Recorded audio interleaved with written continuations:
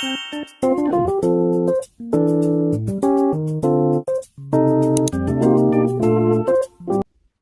mga B! Time check tayo ngayon. 7:34 in the evening, pero parang may araw pa siya. Parang 5 o'clock pa in the evening, but 7:34 na siya dito sa Texas. So ito mga B, meron pala ako dito mga indoor plants. So ngayon, ang gagawin ko is palitan ko sila ng medyo malaki-laking vase. So ililipat ko sila doon kasi sa malaking vase. So, ito pala yung nabili ko mga B. Ito siya. So, bumili ako ng 3 para dito sa mga indoor plants ko. Ito siya. Medyo mas malaki na siya. 3 ganito ang binili ko. So, ito ililipat ko siya mga B. Itong mga para naman humabong pa. Ayan. Okay. 3 binili ko na para-parehas para uniform sila mga B doon sa loob ng bahay. Di ba ang ganda yung design? Nabili ko mga B. Ito. Bumili rin ako ng potting mix. Ito siya. So, ito gagawin ko na ito ngayon mga B.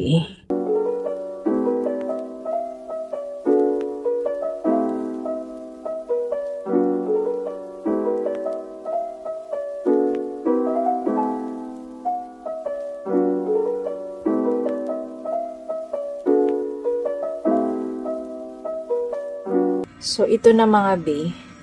Tatanggal ko na yung mga plastic nito. So, ito. Ayan. So, ngayon, isa-isahin ko na siya sa pagtanggal. So, ito muna yung unahin natin. Lalagyan ko muna to. So, ito na mga B, ang isa. Ayan. Diba? Nailipat ko na siya sa medyo malaki-laki na vase. So, isunod natin mga B. Ito naman siya. Isunod natin. So mga B, ito na yung ating pangalawa. Mga B, oh. Ayan, ang ganda na yan. So meron pa akong isa dito. Tapos ito siya B, ito, ililipat ko muna siya sa, dito sa maliit. Kasi maliit pa naman siya eh. So, okay na.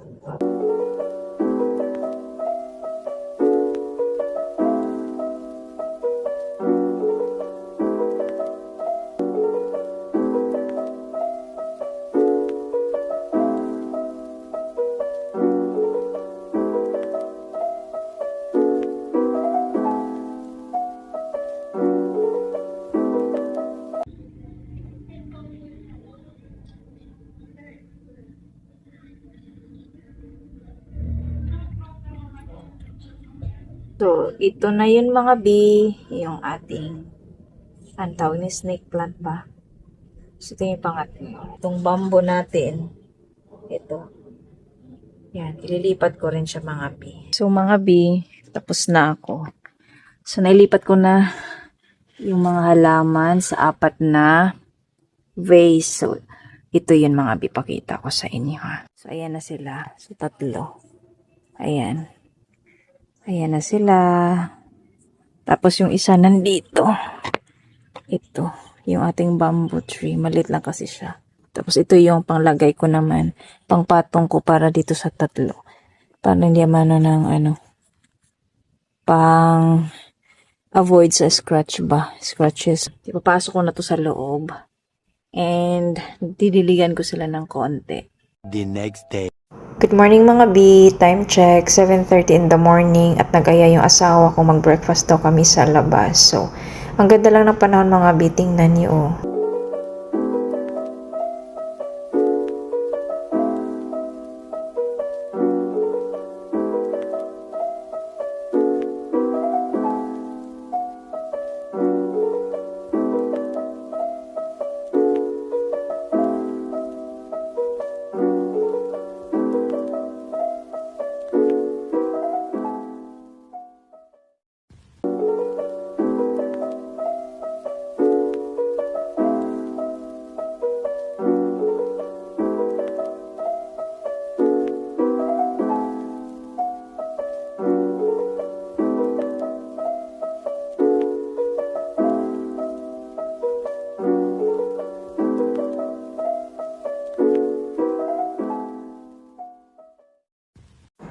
Andito na pala tayo mga B, hindi pala kalayuan dito sa bahay ito.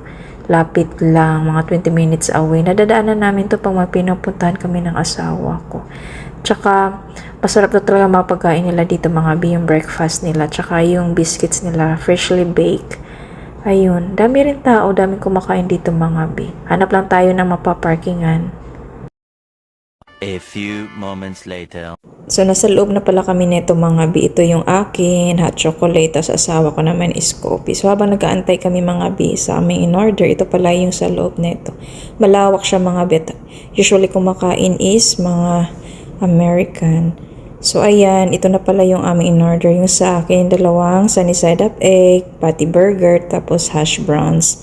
And then, meron din ako dito sa side na dalawang toasted bread at saka yung aking brown gravy. At yung sa asawa ko naman mga B, yung sa kanya is bacon and tomatoes at saka over easy egg naman yung sa kanya.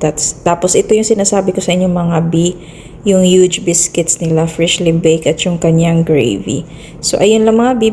Meanwhile, Mga B, ito yung continuation natin kagabi or kahapon ng hapon kasi 'di ba nag-ano ako yung sa ating halaman, nilipat ko sila sa flower pot na bago, yung mas malaki-laki. Anong tawag nito na halaman mga B ito? So, bali, ililipat ko na rin ito mga to sa medyo malalaking pot. Doon sa pinagtanggalan ko, doon sa luma ito. Kasi medyo mas malaki ito kaysa dito, di ba na pot? So, ililipat kong ito dito sa pot na to kasi medyo malaki siya. Medyo malaki. Kaya nito, medyo malaki siya compare dito. Para makatubo sila ng maayos mga B. Kasi medyo ito, maliit na to sa kanila eh. So, ngayon, ililipat ko. Bali, dalawa sila. Dalawa to. Sakto, dalawa na lang din yung naiwan ko sa pinagtanggalan ko na flower pot yung kahapon. So, ito. Nilagyan ko na rin ng potting mix.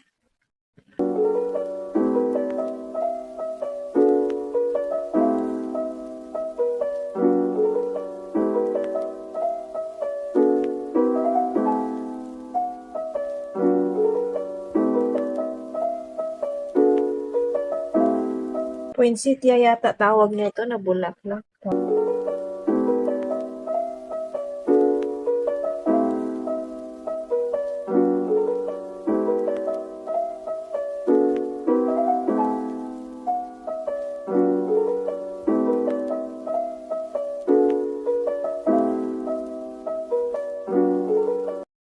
Pero itong mga luma ko, yung pinagtanggalan, hindi ko ito itatapon kasi baka later on makabili ako ng mga panibagong plants na maliliit. So, dito ko sila ilalagay. Kasi magaganda pa yung mga lupat na to eh. Sayang naman kung itatapon lang natin mga B.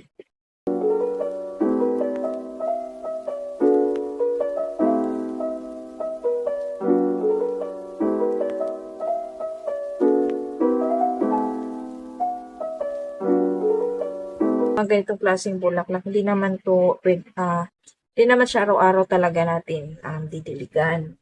Siguro once a week mga B. Kasi yun ang ginagawa ko once a week.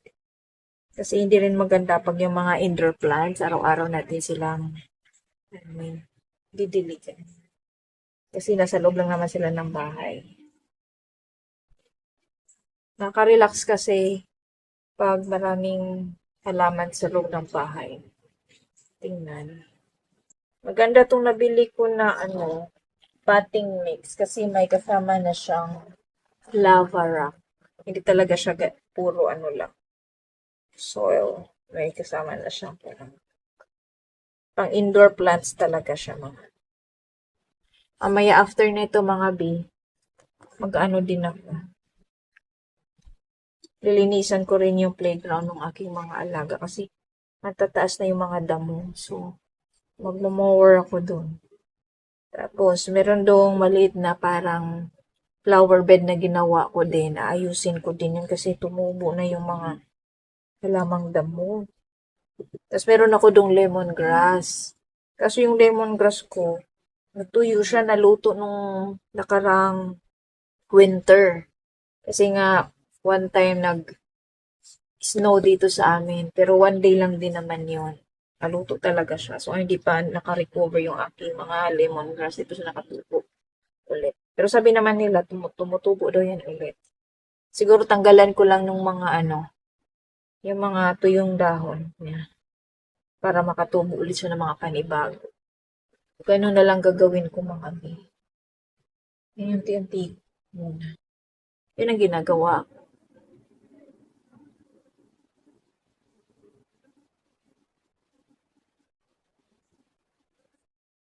Naayos ko yung mga halaman.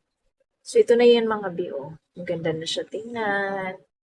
Sa lagayan na talaga siya. O, diba?